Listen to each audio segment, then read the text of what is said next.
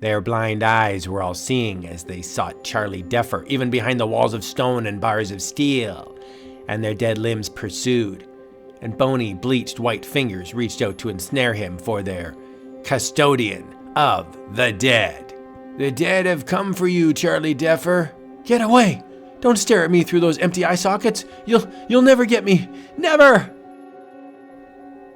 The gravestones stood out like leering yellow teeth in the bright light of the low-hanging moon. Scrawny, elfish Charlie Deffer, his shifty eyes darting, ascended the narrow, rock-strewn road that bordered the cemetery. This is the racket. No more going hungry for me or sleeping on hard benches. Those corpses always got rings or some stuff on them I can sell. He muttered aloud, just to hear the sound of his voice over the stillness of death. His breath was coming quickly when he pressed open the creaking wrought iron gate. There. That's the most impressive grave. Lots of dough went into erecting that. I'll know soon.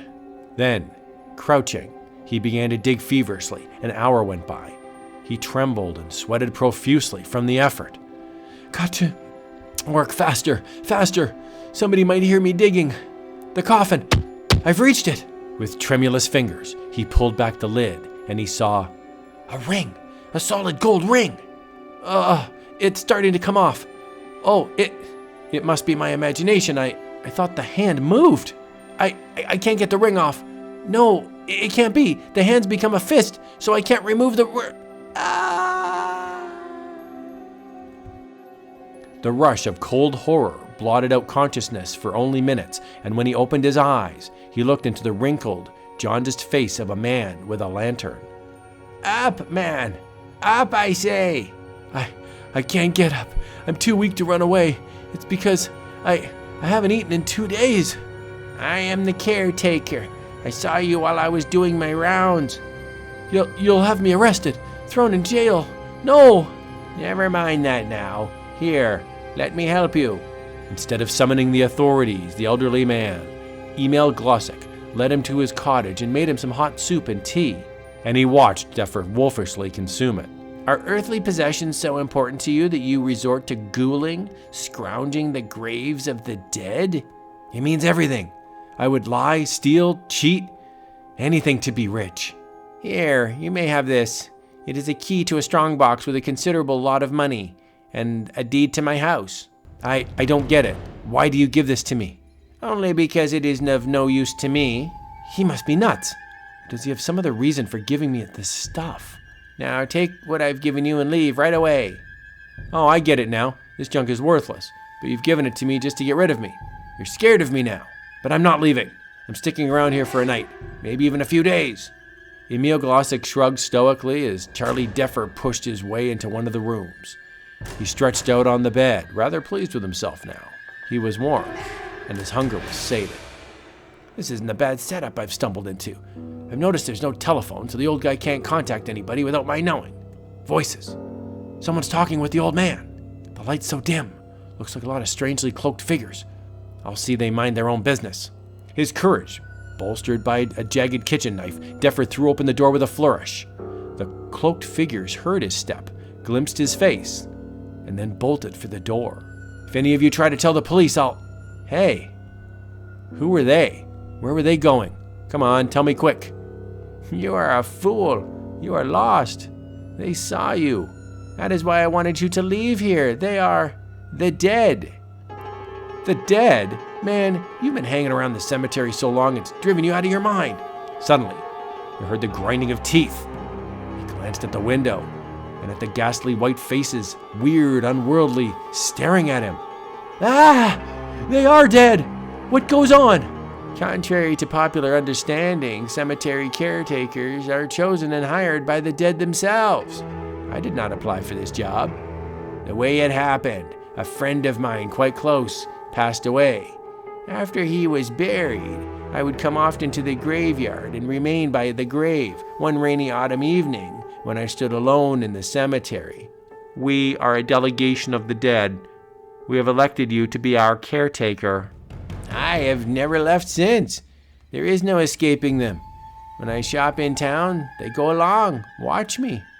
But it is not so bad. It is quiet, peaceful.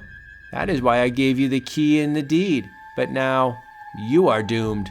At that instant, the door opened and the dead came stalking in to study quivering Charlie. "Ah! They won't keep me here! They won't!"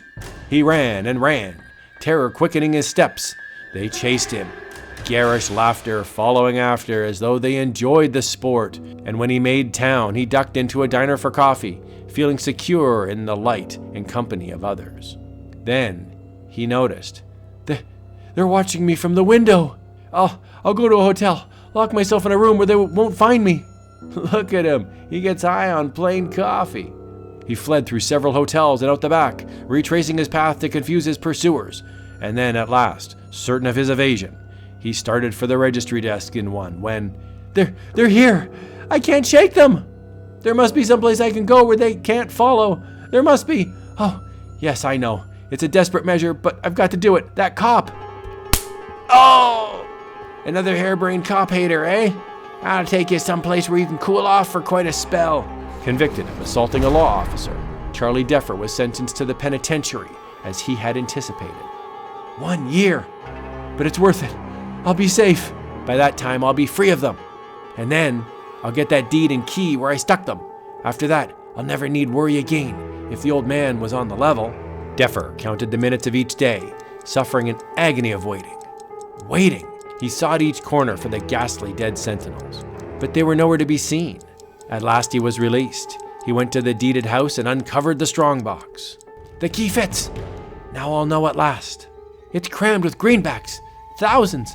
Thousands! With his newfound riches, Charlie Deffer renovated the deeded house and steeped himself in unaccustomed luxury. But one unsuspecting night. The phone. Email Glossick.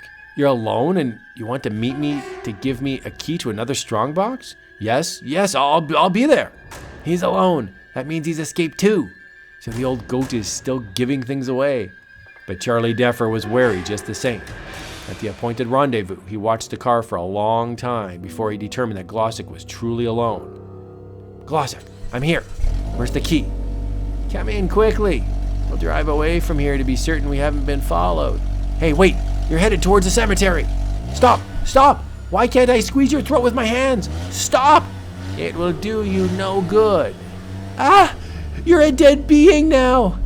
Yes, I was an old man, and the new custodian of the dead was designated to be you. And so it was that Charlie Deffer found his niche.